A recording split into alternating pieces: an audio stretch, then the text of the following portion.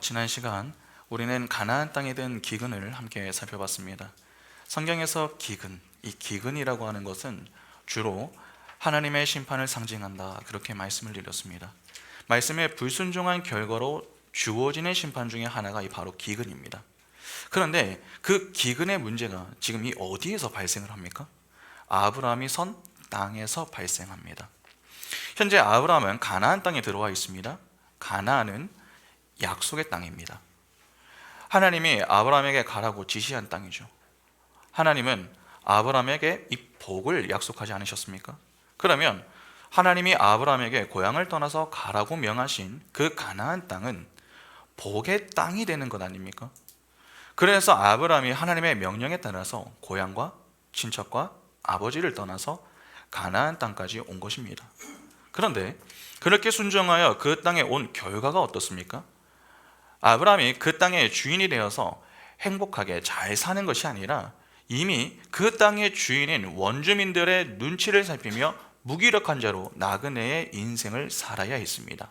그래서 장막을 치며 지내다가 남방까지 옮겨오게 된 것이죠. 그러다가 만난 문제가 기근입니다. 도저히 그 땅에 머물 수 없을 정도로 심한 기근을 만난 것입니다. 그러니까 아브라함은 복의 자리에서 하나님의 심판을 경험하게 된 것이죠. 왜 이러한 상황이 생겨난 것입니까? 달리 말해서 왜 약속의 땅에 하나님의 심판인 기근이 임했느냐 하는 것입니다. 두 가지의 이유 때문에 그렇습니다. 하나는 바알의 허구성을 가르치기 위해서고, 다른 하나는 아브라함의 믿음을 시험하기 위해서입니다. 여러분 잘 한번 생각해 보시기 바랍니다. 지금 아브라함은 약속의 땅에 들어왔습니다. 그런데 약속하신 그 땅은 진짜 가나안 땅이 아니었죠. 새 하늘과 새 땅, 즉 하나님의 나라입니다. 그러니까 아브라함이 가나안 땅에 들어왔음은 곧 하나님의 나라에 들어왔음을 의미하는 것입니다. 잘 아시다시피 여러분, 세상과 하나님의 나라는 삶의 방식이 완전히 다릅니다. 세상은 힘의 원리를 추구하지만 하나님의 나라는 믿음의 원리를 추구합니다. 그러면 하나님 나라에 들어온 이 아브라함은 어떤 원리로 살아야 하는 것입니까? 믿음의 원리로 살아야 하는 것이죠. 그래서 아브라함이 가나안에서 장막을 치며 제단을 쌓는 그러한 모습들을 보였던 것입니다. 바로 이 모습이 믿음으로 사는 하나님의 택한 백성의 삶인 것입니다. 그런데 그 삶의 모습이 여러분 세상 편에서 봤을 때에는 바보처럼 보입니다.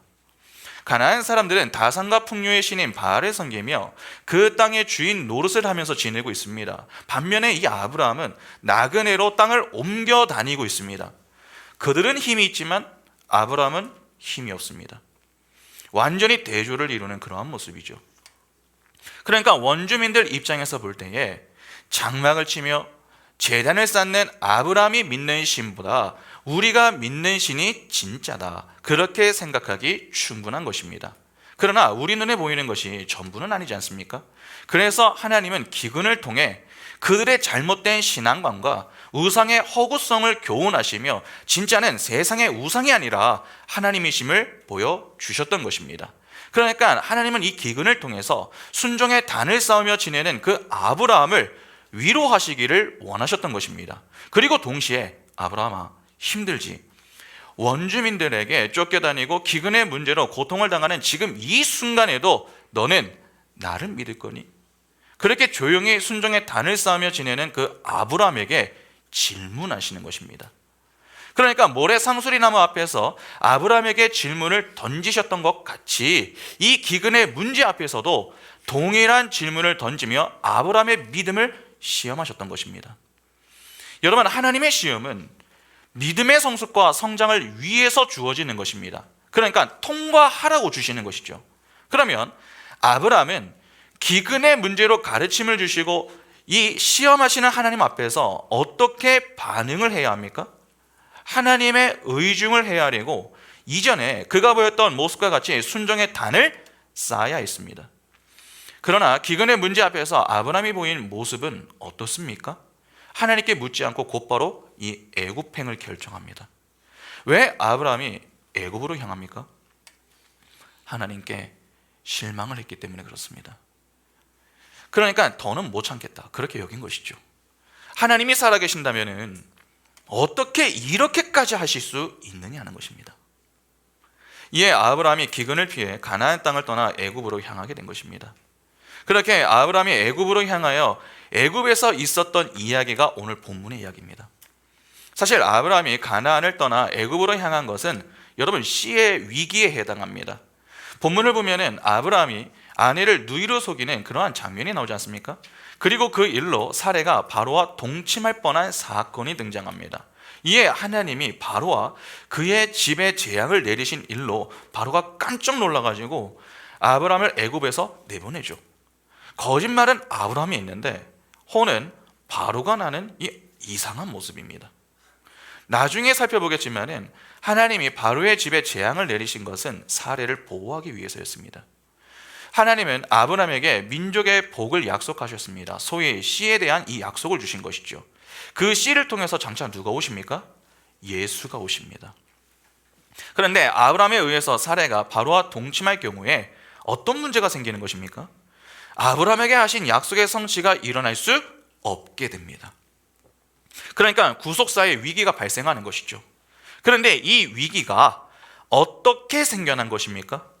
아브라함이 가나안을 떠나 애굽으로 내려감으로 촉발하여 아내를 누이로 거짓말함으로 폭발하는 것입니다.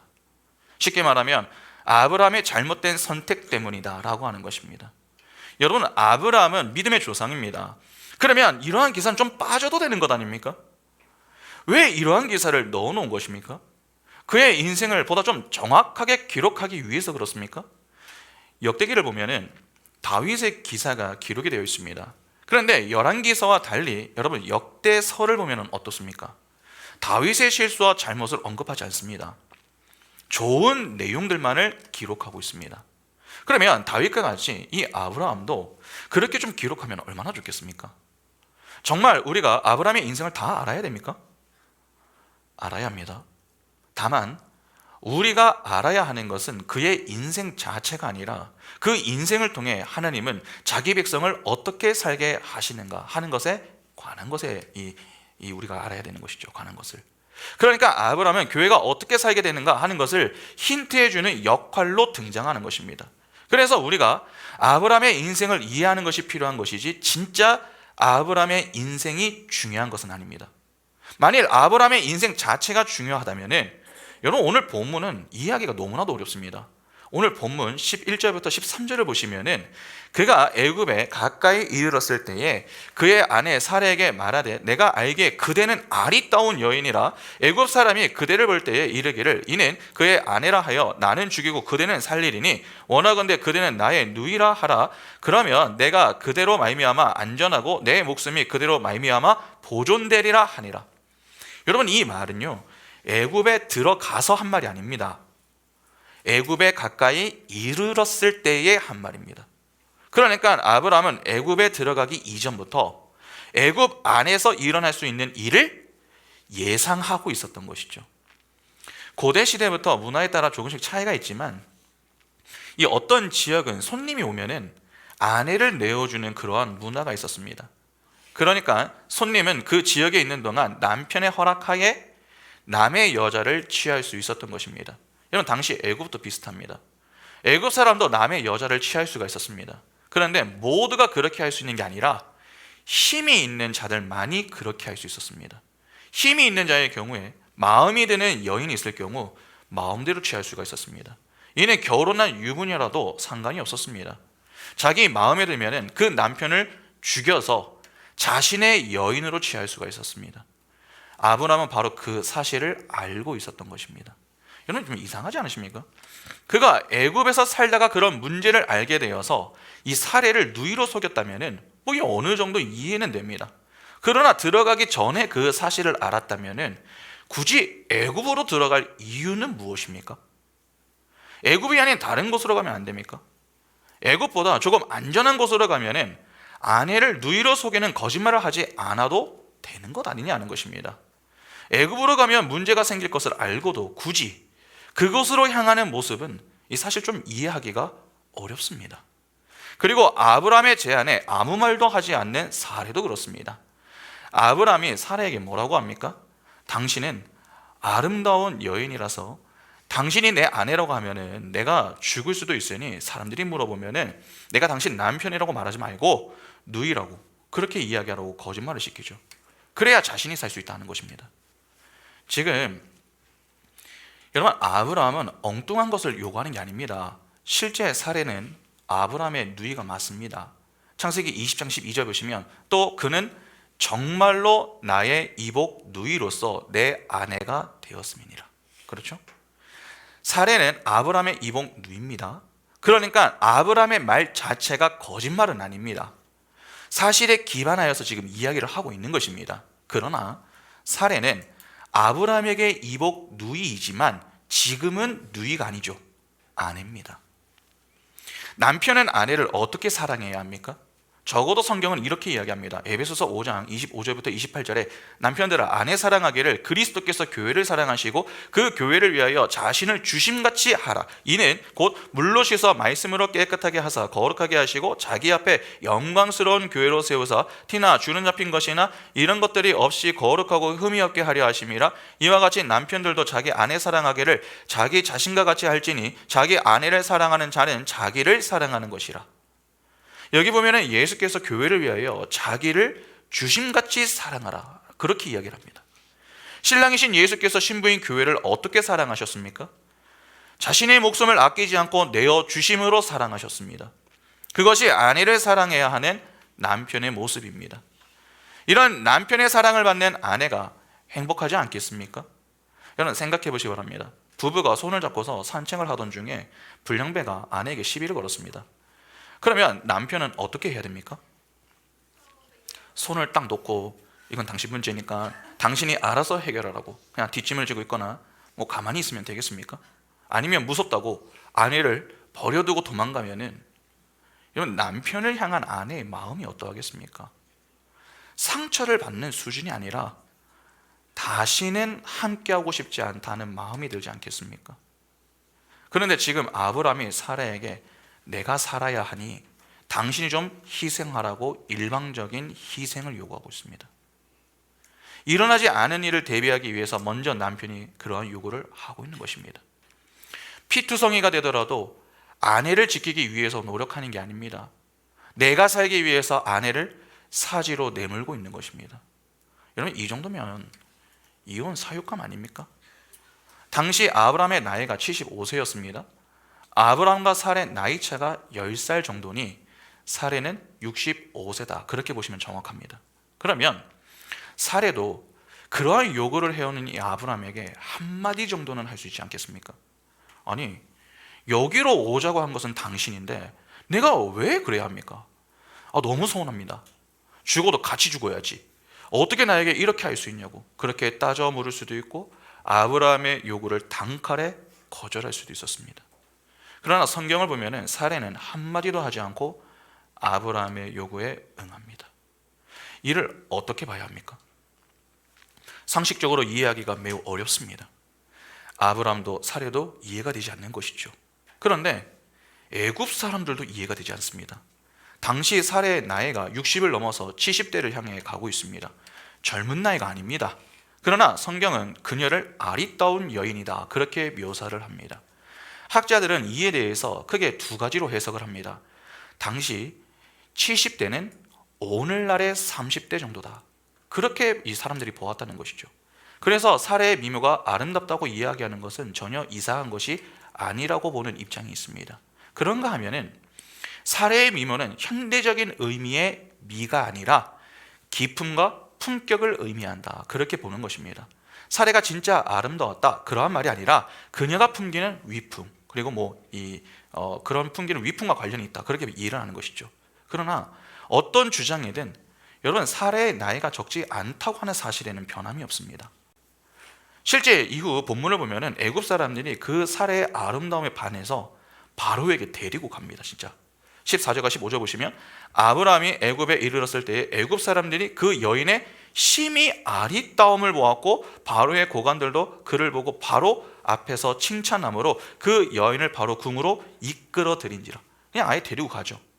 그리고 사례를 본 이 바로는 마음에 들어가지고 아브라함에게 결혼 지참금으로 막대한 부를 안겨줍니다. 16절에 보시면 이에 바로가 그로 말미암아 아브람을 후대함으로 아브람이 양과 소와 노비와 암수 나귀와 낙타를 얻었더라. 65세의 여인을 아름답다고 여기며 그녀를 위해서 아브람에게 지창금까지 주며 아내로 삼으려고 하는 애굽 사람들과 바로가, 여러분 이해가 되십니까? 그런데 17절과 18절을 보시기 바랍니다. 여호와께서 아브람의 아내 사레의 일로 바로와 그 집에 큰 재앙을 내리신지라 바로가 아브람을 불러서 이르되 내가 어찌하여 나에게 이렇게 행하였느냐, 내가 어찌하여 그를 내 아내라고 내게 말하지 아니하였느냐. 바로가 아브람에게 결혼 지창금을 주고서 사레를 아내로 삼으려고 했습니다. 그런데 하나님이 그 일로 바로와 그 집에 재앙을 내리셨습니다. 그 일로 바로가 아브람을 불러가지고 책망을 하죠. 왜 거짓말을 했냐 하는 것입니다. 그냥 보면은 아무 문제가 없어 보입니다. 그러나 조금만 관심을 가지고서 보면 좀 이상한 부분이 있습니다. 그에게 내린 재앙이, 지금 이 바로에게 내린 재앙이 하나님이라고 하는 사실을 바로가 어떻게 한 것입니까? 애굽에서 바로는 그냥 인간이 아닙니다. 신입니다. 그런데 그런 그가 큰 재앙을 당하자마자 아브람을 불러서 책망을 합니다. 자신을 신격화한 존재가 어떻게 자신에게 이 재앙을 내린 존재가 하나님인 줄 알 수 있습니까? 그러니까 이 부분도 좀 이해하기가 쉽진 않습니다.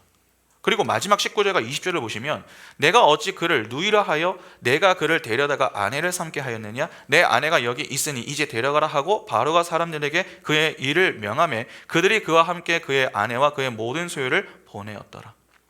여기 보면은 바로가 아브람을 불러서 책망을 합니다. 아브람 때문에 바로가 재앙을 당했습니다.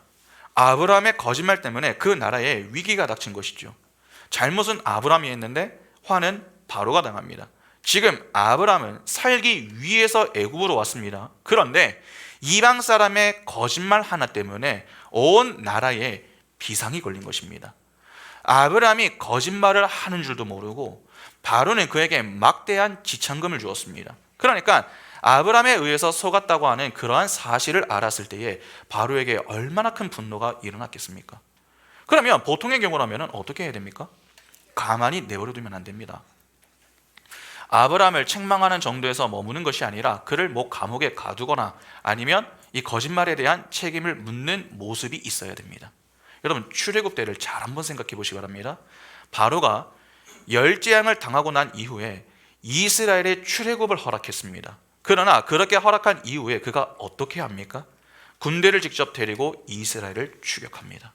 출애굽기 14장 3절부터 7절 보시면 바로가 이스라엘 자손에 대하여 말하기를 그들이 그 땅에서 멀리 떠나 광야에 갇힌 바 되었다 하리라. 내가 바로의 마음을 완악하게 한즉 바로가 그들의 뒤를 따르리니 내가 그와 그의 온 군대로 말미암아 영광을 얻어 애굽 사람이 나를 여호와인 줄 알게 하리라 하심에 무리가 그대로 행하니라. 그 백성이 도망한 사실이 애굽 왕에게 알려짐에 바로와 그의 신하들이 그 백성에 대하여 마음이 변하여 이르되 우리가 어찌 이같이 하여 이스라엘을 우리를 섬김에서 놓아 보내었는가 하고 바로가 곧 그의 병거를 갖추고 그의 백성을 데리고 갈새 선발된 병거 600대와 애굽의 모든 병거를 동원하니 지휘관들이 다 거느렸더라. 이 모습이 여러분 정상입니다. 고대 시대의 왕의 심기를 건드린 자는 가만히 내버려 두는 경우가 없었습니다. 그러니까 출애굽할 때에 바로가 이스라엘 백성을 잡아 죽이기 위해서 군대를 모았던 그 모습과 같이 오늘 본문에 나오는 바로 역시 그냥 가만히 있으면 안 됩니다. 어떤 조치가 있어야 됩니다. 그러나 오늘 본문에 등장하는 바로는 어떻습니까? 책망만 하고 아브라함을 애굽에서 그냥 조용히 내보냅니다. 흥미로운 것은 전에 아브라함에게 주었던 지창금을 다시 빼앗지 않았습니다. 그러니까 그냥 조용히 내보낸 것입니다. 어떠십니까? 아브라함이 당시 애굽의 문화를 알고도 들어가고자 했었던 모습이나 남편의 요구에 아무 말 없이 조용히 동의하는 사례나 사례의 아름다움을 보고 아내로 삼고자 했었던 애굽 사람들과 바로나 자신에게 임한 재앙이 하나님이 주신 것임을 알아차렸던 바로와 아브라함을 책망하고 조용히 애굽에서 내보내는 바로의 조치 등 이해하기 어려운 내용들이 한두 가지가 아닙니다. 사실 처음부터 끝까지 이해하기 어려운 내용들로 가득 차 있습니다. 때문에 아브라함이 가나안을 떠나 애굽으로 간 사건에 대해 그냥 그의 인생에 있었던 이야기 정도로 보고 넘어가기란 어려운 것입니다. 그러면 이를 어떻게 이해를 해야 됩니까? 여러분, 성경의 기록 목적이 무엇입니까? 디모데후서 3장 16절과 17절에 모든 성경은 하나님의 감동으로 된 것으로 교훈과 책망과 바르게 함과 의로 교육하기에 유익하니 이는 하나님의 사람으로 온전하게 하며 모든 선한 일을 행할 능력을 갖추게 하려 함이라. 성경은 교훈과 책망과 바르게 함과 의로 교육하기에 유익하다라고 합니다. 무엇을 교훈하며 무엇에 대해 책망하고 무엇을 바르게 합니까? 또 무엇을 의로 교육하기에 유익하다라고 하는 것입니까? 복음입니다. 예수 그리스도와 그분의 십자가 사랑을 기록해 놓은 책이 성경입니다. 그래서 예수께서 공생의 시절에 하신 말씀이 있습니다.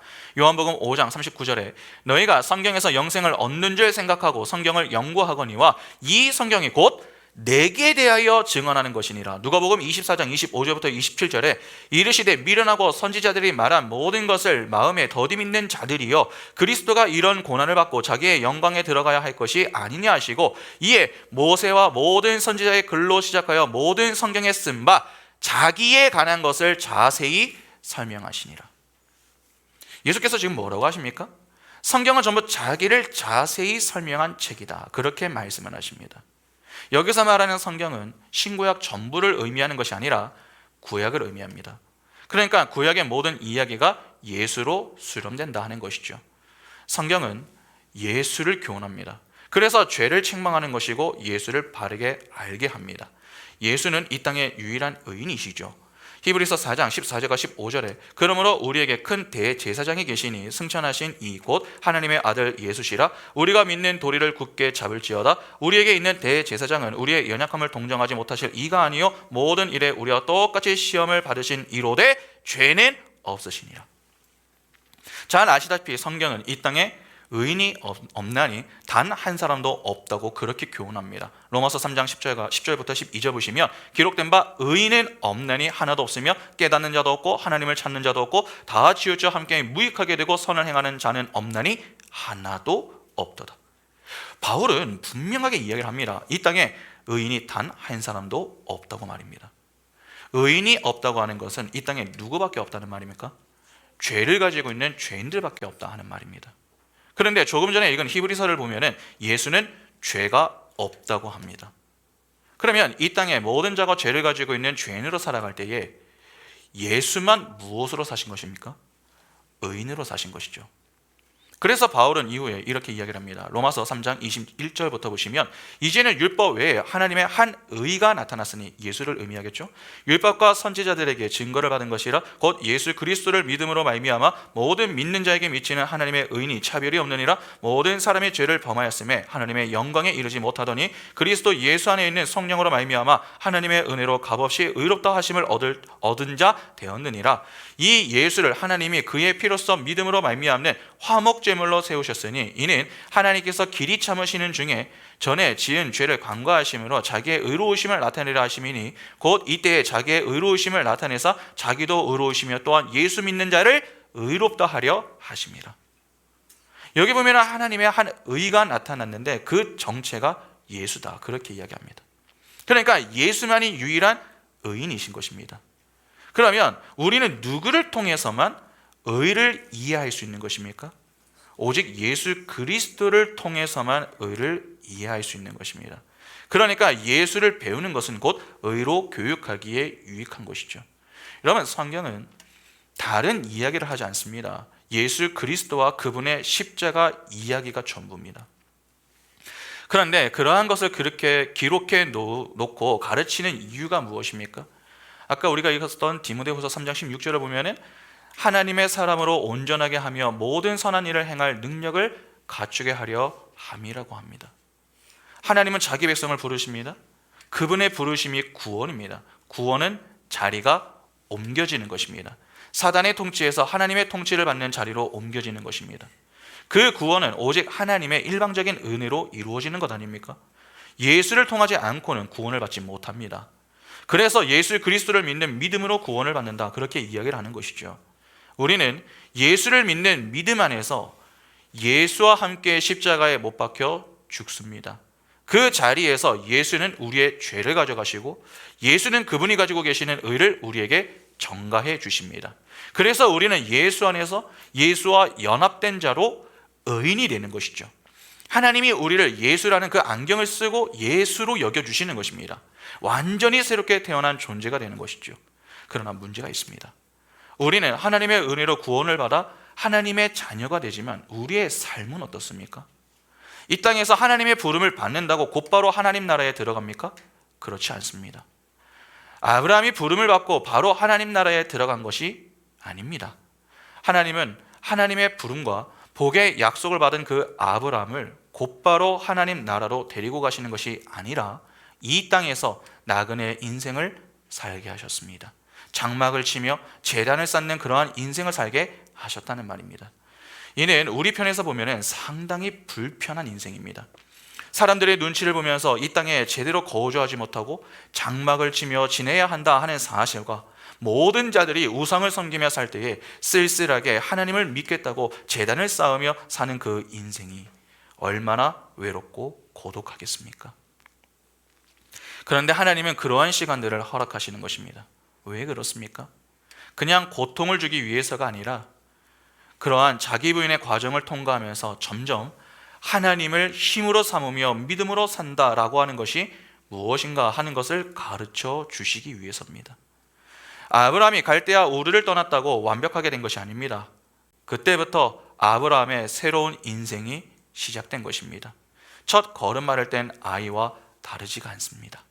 그러면 아이의 상태에 머물면 되겠습니까? 안 됩니다. 자라야 합니다. 어른이 될 때까지 계속 자라야 합니다. 그래서 그 성장의 과정을 허락하시는 것입니다. 그것이 성경에서 이야기하는 광야 인생인 것이죠. 하나님은 구원한 모든 자를 전부 그 과정에 넣어 지나게 하시면서 하나님의 자녀다운 모습을 갖출 수 있도록 다듬어 가십니다.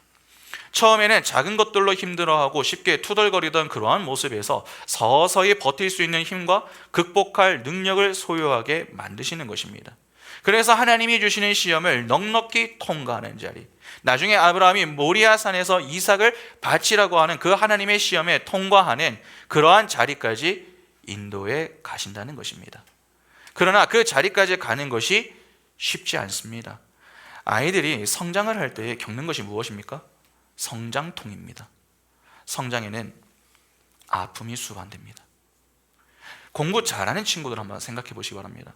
그들이 그냥 볼 때는 그냥 뭐 먹고 노는 것 같은데 여러분 그렇게 해서 성적이 잘 나오는 것입니까? 아닙니다. 보이지 않는 곳에서 뼈를 깎는 노력과 고통을 참으며 공부한 결과로 좋은 성적을 거두는 것입니다. 아픔 없는 성장은 존재하지 않습니다. 넘어짐이 있어야 일어섬이 있고 그 속에서 성장과 성숙이 일어나는 것입니다. 그러면 그러한 관점에서 본다면 오늘 본문은 어떻게 이해할 수 있겠습니까? 아브라함의 영적 성숙과 성장을 위한 일종의 과정인 것입니다. 아브라함이 갈대아 우르를 떠났으나 하란에 머물렀던 모습과 거의 다르지가 않습니다. 처음에 그는 갈대아 우르를 떠났으나 하란에서 머물렀습니다. 그것은 하나님의 뜻이 아니었죠. 그러나 그랬던 그가 하란을 떠나 가나안 땅까지 이룰 수 있었던 것은 무엇 때문이었습니까? 하나님의 은혜 때문이었습니다. 그러니까 아브라함은 가나안 땅에서 그냥 하나님을 선택한 게 아닙니다. 그의 인생 속에 하나님이 어떻게 개입하셔서 자신을 이끌고 계시는가를 경험한 것이 있기 때문에 가나안 땅에서 무기력한 그러한 인생으로 장막을 치며 살아야 했어도 하나님을 의지하며 제단을 쌓는 그러한 모습을 보일 수 있었던 것입니다. 그러니까 하나님의 은혜가 아브라함을 붙들고 있음을 이 아브라함이 알았기 때문에 그가 그러한 반응을 보일 수 있었던 것입니다. 그런데 그렇게 지내다가 이 또 다른 시련을 만난 것입니다.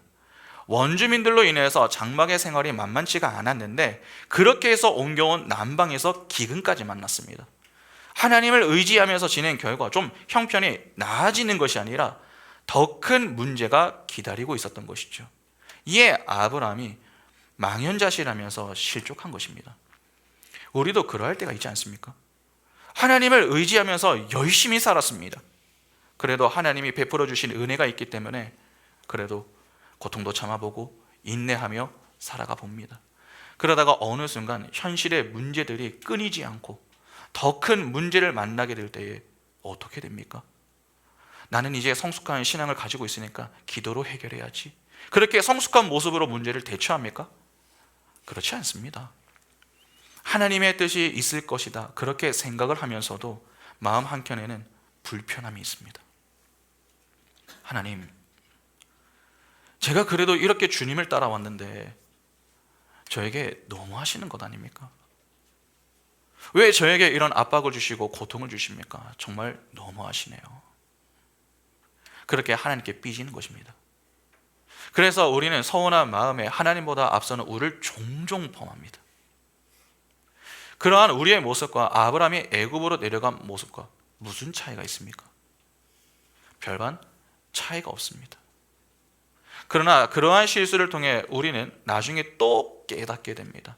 아, 나를 위해 하나님이 이 모든 것들을 허락하셨던 것이었는데 내가 너무 섣부르게 하나님께 불평했구나. 문제는 하나님이 아니라 나였구나. 하나님 잘못됐습니다. 저를 용서해 주십시오. 그렇게 하나님의 의중을 헤아리게 되면서 그 넘어짐의 사건과 실수를 통해서 영적으로 성장하고 성숙하게 되는 것입니다. 그러면 지금 아브라함이 애굽으로 향하는 이 내용을 어떻게 봐야 됩니까? 하나님이 아브라함의 영적 성숙과 성장을 위한 과정으로 허락하시는 것으로 보아야 됩니다. 하나님은 절대 자기 백성에게 불필요한 것을 허락하지 않으십니다. 필요한 것들만을 허락하십니다. 때문에 우리는 자꾸 하나님 탓을 하거나 아브라함의 실수를 부각시켜 윤리 도덕적인 측면에서의 교훈을 찾아낼 것이 아니라 성경의 기록 목적과 문맥이 어떠한가 하는 것을 살피며 하나님의 자녀 만들기 프로젝트를 위해서 쉬지 않으시고 열심히 일하시는 하나님의 은혜와 사랑에 감사하며 그런 은혜로 오늘 우리를 붙들고 계시는 그 하나님을 찬미할 수 있어야 하는 것입니다. 그래서 우리가 상식적으로 이해되지 않는 이야기들이 해당 사건에 가득 나오게 되는 것입니다. 여러분 조금 이해가 되시죠? 그러니까 중요한 것은 그 사건 속에 담긴 교훈을 찾아내는 것이지 왜 아브라함이 굳이 위험을 무릅쓰고 애굽으로 갔을까? 사례는 왜 동의했을까? 바로는 왜 죽이지 않고 그냥 돌려보냈을까? 그러한 것들에 관심을 둘 필요가 없다는 것입니다. 그러면 이러한 이해를 가지고 본문을 보겠습니다. 아브라함이 애굽으로 내려갔습니다. 하나님의 뜻을 묻지 않고 애굽행을 고집한 것은 아브라함의 명백한 실수입니다. 그런데 하나님은 이 일에 대해서 한마디도 하지 않으십니다. 왜 아무 말씀도 하지 않으신 것입니까? 아브라함이 하나님을 따르지 않으려고 했던 것이 아니라 견디다 힘이 들어 실망과 분노를 참지 못하고 애굽으로 간 것입니다. 그러면 한 번 정도 하나님이 그러한 아브라함을 찾아가서 야 아브라함아 미안하다, 내가 너무 심했다, 기근을 통해서 내가 주고자 했던 교훈은 이것이니 너는 얼른 다시 가나안으로 돌아가라, 그렇게 아브라함의 마음을 위로해 주셨다면 그래도 그런 하나님의 말씀에 아브라함이 애굽으로 가던 발걸음을 돌이키지 않았겠습니까? 그리고 다시 믿음으로 지내보려고 하지 않았겠느냐는 것입니다. 그러나 하나님은 그냥 내버려 두십니다. 그냥 실수하도록 두시는 것이죠. 왜 그렇게 두시는 것입니까? 하나님이 너무 바빠서 그냥 깜빡하신 겁니까? 아니면 아브라함의 고집을 꺾을 수 있는 능력이 부족하셔서 그렇습니까? 아닙니다. 여러분, 하나님은 전지전능하신 분이십니다.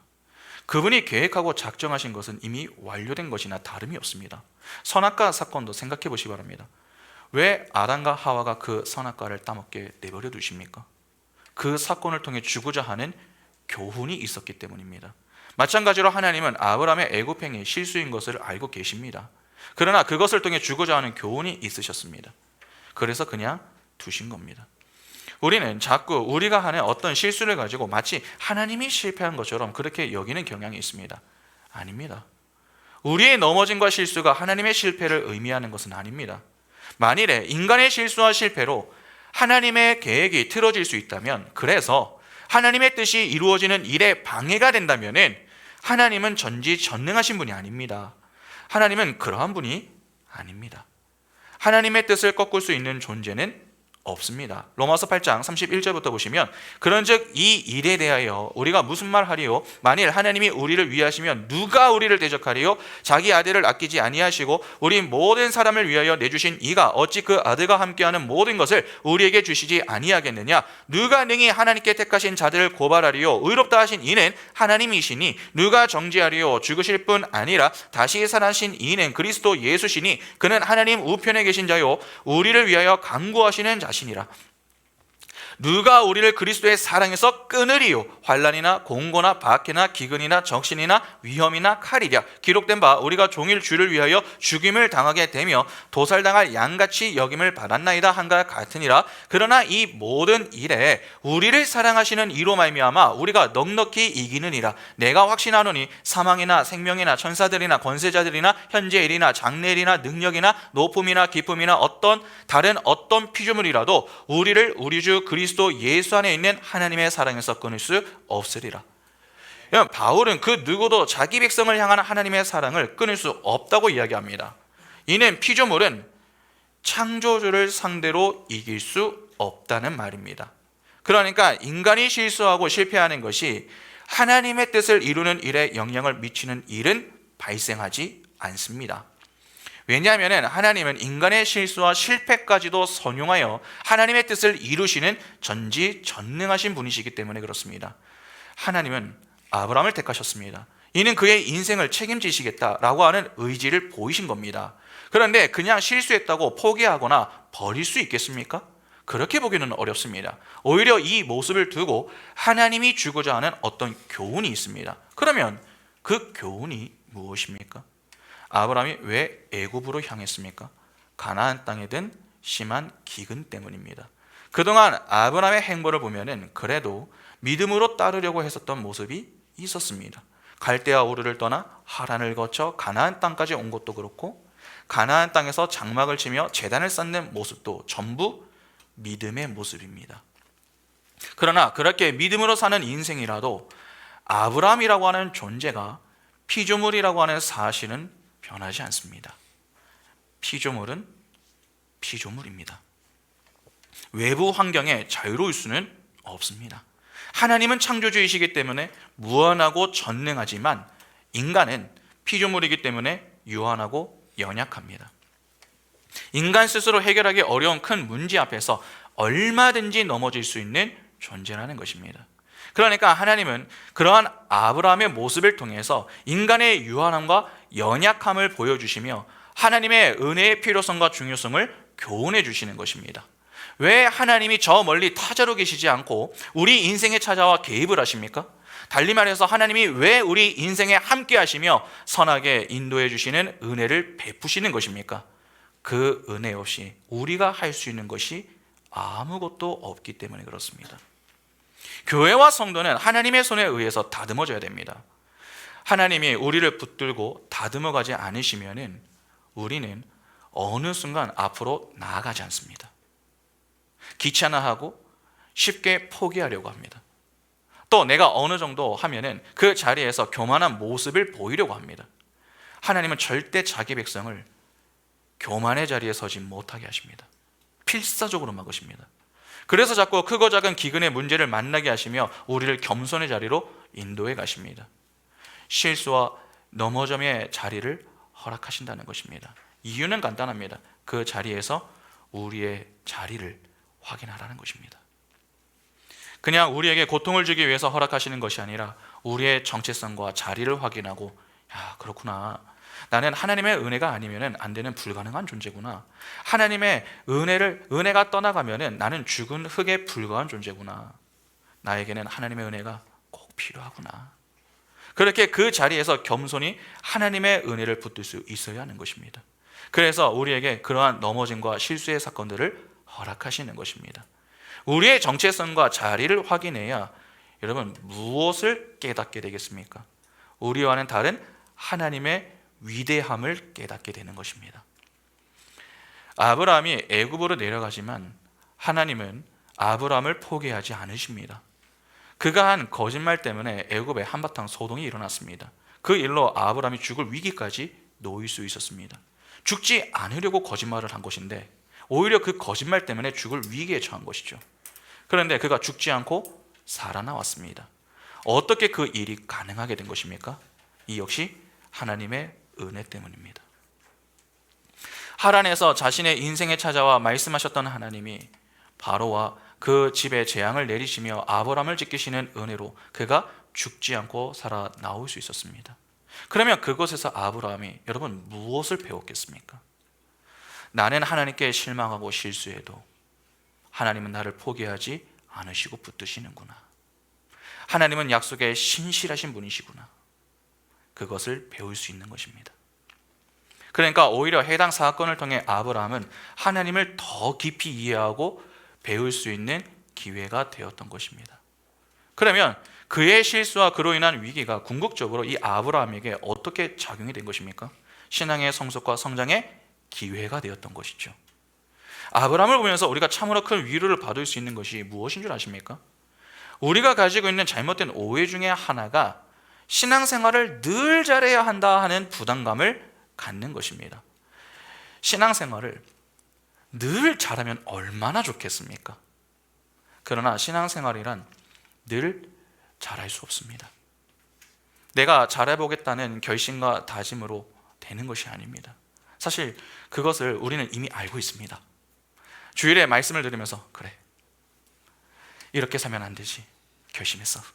이번 주부터 다시 하나님을 위해서 내가 이렇게 살아야지, 저렇게 살아야지, 그렇게 결단하여 기도하며 비장한 각오를 가지고 돌아갑니다. 그러나 돌아가서 한 주를 지내보면 어떻습니까?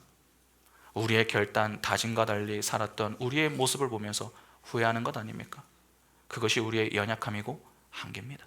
그래서 우리가 매주마다 와서 오후에 조모임을 하면 어떻습니까? 한 주 어떻게 지내셨나요? 잘 못 살았어요. 저도 그렇게 못 살았는데, 서로 그렇게 위로받는 거 아닙니까? 여러분, 신앙생활은 인간의 결단과 결심, 노력 등으로 되는 게 아닙니다. 하나님의 은혜로 하는 것입니다. 때문에 우리가 매주 하나님께 간구해야 하는 것이 무엇입니까? 하나님의 은혜입니다. 왜 우리가 하나님의 은혜를 구합니까? 그 은혜가 우리를 붙들지 않으면 우리는 죽은 흙에 불과하다라고 하는 것을 너무나도 잘 알기 때문입니다. 그 은혜가 나를 살리고 그 은혜가 나를 이끌고 영광의 자리에 서게 하기 때문입니다. 만일 우리의 결단과 결심 그리고 노력과 정성으로 우리의 삶을 잘 살 수 있다면 굳이 하나님을 의지할 필요가 없습니다. 왜 하나님의 은혜가 필요합니까? 우리가 더 열심히 노력하면 되는데 말입니다. 그러나 우리가 아무리 노력해도 잘 되지 않는 유한하고 부족한 존재임을 자각하기 때문에 우리는 교만하지 않고 겸손히 하나님의 은혜를 구할 수 있는 것입니다. 어떠한 면에서 신앙생활은 이 롤러코스터하고 좀 비슷하다, 그렇게 볼 수 있습니다. 올라갈 때도 있고 내려갈 때도 있습니다. 여러분, 다 필요합니다. 올라간다고 해서 교만할 필요도 없고 내려간다고 해서 실망할 필요도 없습니다. 언제든 교회와 성도가 해야 할 것은 그 자리에서 하나님의 뜻을 헤아리고 내게 주시는 교훈이 무엇인가 하는 것을 찾는 것입니다. 올라가고 계십니까?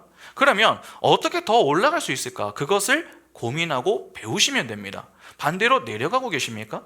그 자리에서 하나님이 내게 주시는 교훈이 무엇인가 하는 것을 찾고 기도하시면 됩니다. 올라가든지 내려가든지 결국 우리가 설 자리는 영광의 자리입니다.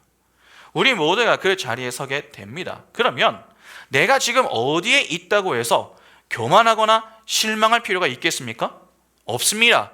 겸손히 배우면 됩니다. 말씀을 붙들고 우리를 인도해 가시는 그 자리에서 최선을 다해 배우고 하나님을 의지하여 신앙의 성숙과 성장을 이루면 되는 것입니다. 그것이 중요한 것입니다. 그러면 마지막으로 하나님의 은혜를 떠났을 때에 발생하는 문제들에 대해서 살펴보고 마치겠습니다. 여러분, 가장 먼저 두려움이 생깁니다. 아브라함이 가나안을 떠난 가장 큰 이유는 하나님을 향한 실망 때문입니다. 아브라함은 하나님의 복에 관한 약속을 받고 이 가나안 땅까지 온 자입니다. 그런데 그가 보기에 하나님이 하신 약속의 성취와 이 현실은 너무나도 이 온도차가 심했습니다. 이에 실망한 아브라함이 하나님에 대한 불신을 가지고 그 땅을 떠난 것입니다. 그러니까 아브라함은 단지 살기 위해 가나안을 떠난 게 아니라 하나님께 화가 나서 떠난 것이다, 그렇게 볼 수 있습니다. 그러나 하나님의 은혜를 떠나자 곧바로 그가 갖게 된 것이 무엇입니까? 두려움의 문제였습니다. 오늘 보면 이전까지 아브라함이 두려워했다라고 하는 내용은 나오지 않았습니다. 사실 아브라함이 두려움을 느낄 수 있는 때는 많았죠. 갈대아 우르를 떠날 때와 하란을 떠날 때를 한번 잘 생각해 보시기 바랍니다. 사실 애굽에 들어갈 때보다 고향을 떠나는 일이 아브라함에게는 더 위험했습니다. 그러나 성경은 그 일에 대해서 아브라함이 두려워했다고 이야기하지 않습니다. 하나님의 말씀에 따라 그의 고향과 친척과 아버지의 집을 떠났습니다. 왜? 그가 그렇게 떠난 것입니까? 두렵지 않아서가 아닙니다. 두렵지만 하나님의 말씀을 믿는 믿음을 가지고 떠났기 때문에 그렇습니다. 다시 말해서 그가 자신의 행위를 의지하지 않고 하나님의 은혜를 의지했기 때문입니다. 하나님이 나를 지켜주실 것이다 라고 하는 그 믿음이 두려움을 극복하게 만들었던 것입니다. 그러나 지금은 어떻습니까? 똑같이 떠나는 것이지만 다릅니다. 갈대아 우르와 하란에서 떠날 때는 하나님의 말씀에 따라 움직였지만 지금은 자기 마음대로 떠나는 것입니다. 하나님의 보호를 장담할 수가 없습니다. 하나님이 지켜주시던 그 자리를 떠나면 내가 나를 보호해야 하는 것입니다. 그러니까 두려움이 생길 수 있는 것은 너무나도 당연한 것이죠. 하나님을 떠난 모든 죄인의 모습이 다 이렇습니다. 그 두려움 때문에 발생하는 것이 무엇입니까? 거짓말입니다.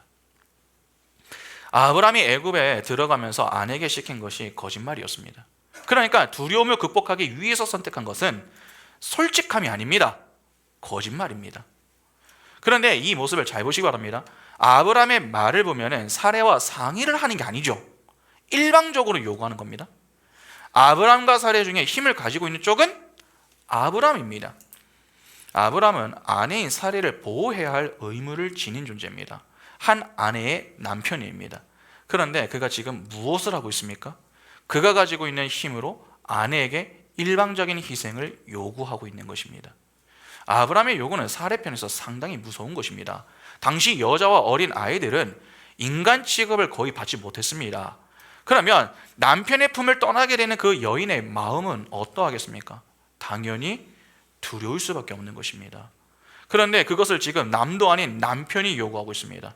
그동안 순종의 단, 투신의 단, 헌신의 단을 쌓았던 아브라함의 기계는 어디 가고 이렇게 초라한 모습을 보이는 것입니까? 가나안 사람들 앞에서도 당당하게 하나님을 위해서 제단을 쌓던 그 담대함은 다 어디로 가고 세상 앞에서 비굴한 모습을 보이느냐는 것입니다. 하나님의 은혜를 떠났기 때문에 그렇습니다. 하나님을 바라보던 시선이 세상으로 향하면 딱 이렇게 됩니다. 강자 앞에서 약자가 됩니다. 약자 앞에서 강자가 되는 것이죠. 내가 살기 위해 내 아내까지도 희생시킬 수 있는 자가 되는 것입니다. 나를 위해 남을 희생시키는 자, 죄인입니다. 죄로 타락한 죄인은 이기의 인생을 삽니다. 여러분, 본래 인간은 이타의 인생을 살도록 지음을 받았습니다. 나를 희생하여서 남을 섬기는 그러한 존재로 창조가 된 것입니다. 그러나 죄가 들어오면서 그 모습이 완전히 바뀝니다. 나를 위해서 남을 희생시키는 존재로 변하죠. 이러한 모습을 처음 보인 것이 아담과 하와 아닙니까? 창세기 3장 6절부터 13절을 보시면은 여자가 그 나무를 본즉 먹음직도 하고 보암직도 하고 지혜롭게 할 만큼 탐스럽기도 한 나무인지라 여자가 그 열매를 따먹고 자기와 함께 있는 남편에게도 주매 그도 먹은지라 이에 그들의 눈이 밝아져 자기들이 벗은 줄을 알고 무화과 나무 잎을 엮어 치마로 삼았더라. 그들이 그날 바람이 불 때에 동산에 거니시는 여호와 하나님의 소리를 듣고 아담과 그의 아내가 여호와 하나님의 낯을 피하여 동산 나무 사이에 숨은지라. 여호와 하나님이 아담을 부르시며 그에게 이르시되 내가 어디 있느냐? 이르되 내가 동산에서 하나님의 소리를 듣고 내가 벗었음으로 두려워하여 숨었나이다. 이르시되 누가 너의 벗었음을 내게 알렸느냐? 내가 내게 먹지 말라 명한 그 나무 열매를 내가 먹었느냐? 아담이 이르되 하나님이 주셔서 나와 함께 있게 하신 여자 그가 그 나무 열매를 내게 주므로 내가 먹었나이다. 여호와 하나님이 여자에게 이르시되 내가 어찌하여 이렇게 하였느냐? 여자가 이르되 뱀이 나를 깨므로 내가 먹었나이다. 아담과 하와가 선악과를 따먹자 어떤 모습을 보입니까? 두려움을 갖고서 거짓말을 합니다. 자신에게 문제가 있었음을 겸손히 시인하는 것이 아니라 자꾸 남 탓을 합니다. 상대의 희생을 요구하는 것이죠. 그것이 죄로 타락한 죄인의 모습인데 지금 아브라함이 그런 죄인들의 전형적인 모습을 보이고 있는 것입니다. 사례의 희생으로 아브라함이 막대한 부를 취합니다. 남의 손해로 내가 득을 보는 인생, 세상 사람들이 사는 방식을 아브라함이 그대로 보여주고 있는 것입니다. 그러니까 하나님의 은혜를 떠나는 순간 두려움이 발생하고 거짓말을 하여 힘의 원리로 나보다 약한 존재의 희생을 통해 내가 원하는 자리, 내가 득을 보는 삶을 추구하게 되더라 하는 것입니다. 신앙에 퇴보하는 자들은 전부 이렇습니다. 그러면 생각해 보시기 바랍니다. 하나님의 은혜와 여러분 대척점에 서 있는 것이 무엇입니까? 행위죠. 아브라함이 왜 사라에게 희생을 요구하는 줄 아십니까? 비록 하나님께 실망을 해서 몸은 애굽으로 향해 있어도 그는 여전히 하나님의 약속을 잊지 않았습니다. 하나님은 아브라함에게 민족을 약속하셨습니다. 여러분, 이 약속은 사레가 받은 게 아닙니다. 아브라함이 받은 것입니다. 그러면 민족이 있기 위해서는 누가 죽으면 안 됩니까? 아브라함이 죽으면 안 됩니다. 그러니까 아브라함은 단지 자신이 살기 위해 아내를 누이로 속인 게 아닙니다. 내가 살아있어야 하나님이 하신 약속이 이루어질 수 있다. 그렇게 잔머리를 굴린 겁니다. 아브라함은 하나님의 약속을 성취하기 위해 자신은 꼭 살아있어야 한다고 여긴 것입니다. 어떠한 면에서 아브라함은 하나님의 약속 성취에 일조하기 위해서 아내를 누이로 속인 것이 됩니다. 그러니까 하나님께 협조하겠다고 나서서 행한 것이 무엇입니까? 아내를 누이로 속인 것입니다. 그러니까 아브라함은 하나님을 위해서 아내를 사지로 내몰았던 것이죠. 여기서 우리가 주목해야 하는 게 있습니다. 우리는 하나님을 떠나면 완전히 떠나는 것이다 그렇게 여기지만 그렇지 않습니다. 하나님의 은혜를 떠나도 하나님을 생각하고 따를 수 있습니다. 그러나 방식이 달라집니다. 하나님의 은혜를 떠나면 무엇으로 하나님을 따르려고 하는 줄 아십니까? 하나님의 은혜가 아닙니다. 행입니다. 지금 아브라함이 사레를 누이로 속인 것은 그 스스로 하나님께 협조하기 위한 성격이 매우 강합니다. 그에게 중요한 것은 하나님이 기뻐하시는 방식인가의 여부가 아닙니다. 내가 죽지 않는 것을 하나님이 원하신다. 그렇게 내가 생각하고 싶은 방식대로 생각하고 판단하여 결정한다는 것입니다. 그래서 자기 마음대로 움직이고 행동하는 것입니다. 이렇게 하면 하나님이 이해하시겠지, 그래도 기뻐하시겠지, 그렇게 자신의 행위를 앞세워 하나님을 따르려고 하는 것입니다. 그러나 기억하셔야 됩니다. 하나님이 원하시는 것은 단지 따르는 게 아닙니다. 따르더라도 어떻게 따르는가, 그것이 매우 중요합니다. 하나님은 하나님의 은혜에 반응하여 따르는 것을 원하시는 것이지 우리가 우리의 행위를 앞세워서 하나님을 따르는 것을 원하시는 게 아닙니다. 그러니까 아브라함은 지금 하나님을 오해도 단단히 오해한 것이죠. 아브라함은 자신만 살면 될 줄 알았습니다. 그러나 하나님은 그것이 아님을 무엇으로 보여준 것입니까? 바로와 그 집에 내린 재앙으로 보여주신 것입니다. 그러니까 하나님은 아브라함에게 애굽에서의 사건을 통해 그를 보호해 주시기도 하셨지만 동시에 그를 향해 책망도 함께 하신 겁니다. 너는 행위로 나를 따르려고 하지만 내가 원하는 것은 행위가 아니라 은혜다. 그것을 교훈해 주셨던 것입니다. 아브라함의 선택과 판단은 하나님께 도움이 하나도 되지 않습니다. 오히려 아브라함이 하는 선택과 판단은 하나님의 일에 방해가 될 뿐이었습니다. 하나님은 사례를 통해 자녀를 주시려고 하셨기 때문이죠. 그래서 아브라함이 저지른 문제에 하나님이 직접 나서서 문제를 해결하신 것입니다. 왜 하나님이 직접 문제를 해결해 주셨는지 이제 조금 이해가 되시죠? 여러분, 하나님의 은혜를 떠난 자는 하나님을 돕지 않으려고 하는 게 아닙니다. 돕기 위해서 나서려고 합니다. 그런데 내가 생각하는 방식을 고집합니다. 그러니까 하나님을 돕지 않으려고 하는 것이 문제가 아니라 하나님이 원하시는 방식대로 하지 않으려고 하는 것이 문제인 것입니다. 우리도 신앙생활을 하다 보면 이러한 오류에 빠질 수 있습니다. 하나님의 은혜를 붙드는 것보다 그 은혜를 떠나는 것이 더 쉽습니다. 그 은혜를 떠나는 순간 우리는 자꾸 엉뚱한 모습을 보입니다. 두려움은 사라지지 않고 거짓말과 세상 사람들과 똑같은 방식으로 살아갑니다. 그런 자들은 행위로 하나님을 따르려고 하고 자기 방식대로 하나님을 믿으려고 합니다. 그러나 하나님은 그 자리에 머물지 않도록 우리를 포기하지 않으시는 열심을 가지고 건져내시며 너희가 붙들어야 할 것은 행위가 아니라 은혜다. 그렇게 말씀으로 교훈하시며 우리의 인생을 붙들어 주심으로 우리가 이 자리까지 올 수 있었던 것입니다. 그렇게 해서 끌려가게 되는 그러한 자리가 우리가 지난 시간 금요기도회 때 배운 심령의 가난한 자리인 것입니다. 전 하나님이 아니면 안 됩니다. 그것을 고백하는 자리, 진짜 복의 자리로 인도해 가시는 것입니다. 여러분, 믿음의 눈을 여시고 우리의 인생을 든든히 붙들고 말씀으로 함께 하시는 그 하나님만 바라보시기 바랍니다. 그리하여 그 하나님의 은혜만 든든히 붙들고 신앙의 성숙과 성장을 이루며 하나님의 선한 뜻만 믿음으로 따르며 하나님이 원하시고 기뻐하시는 뜻을 이루는 그 자리에 순종하여 하나님께만 영광을 돌릴 수 있는 복이 우리 인생에 늘 가득할 수 있기를 간절히 소망합니다. 함께 찬양하겠습니다.